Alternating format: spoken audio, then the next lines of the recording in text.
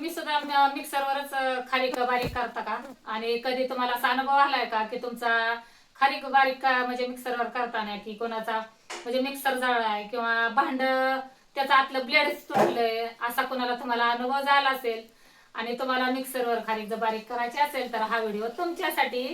तर बघा काय करायचं, पहिल्यांदा सगळ्या बिया अशा काढून घ्यायच्या खारकीच्या आणि बघा अशी परत पुन्हा अशी खारीक टेचून घ्यायची आणि त्याचे बघा असे तुकडे करायचे, वाळवायची नाही.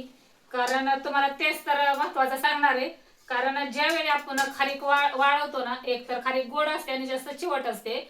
खारीक वाळवली की ती जास्त अशी खडबडीत होते बघा मिक्सरवर बारीक करताना, किंवा कधी आपल्याला असा अनुभव येतो की आपलं मिक्सरचं भांडच तुटून जातं किंवा आतलं म्हणजे ब्लेड जे असतं आपला मध्येच घोटाळा होतं नाही का.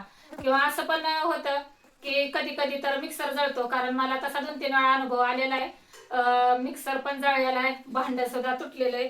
तर ओलीच खारीक बघा अशी हे करून घ्यायची, बिया काढून असे छोटे छोटे जरा असे तुकडे करून घ्यायचे आणि नंतर मग मिक्सरवर बारीक फिरवायची. बघा तुमची इझिली म्हणजे खारीक जी आहे ती एकदम अशी बारीक होणार. इथं बघा मी मिक्सरला खारीक बारीक करून घेतली.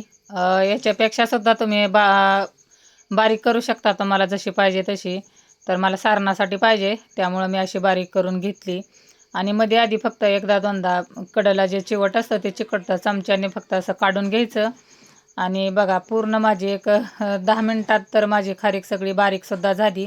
नंतर मी अशी ओढणी बांधली आणि बघा माझी पूर्ण खारीक अशी बारीक झाली सगळी. व्हिडिओ आवडला तर एक लाईक, शेअर आणि सबस्क्राईब करायला विसरू नका.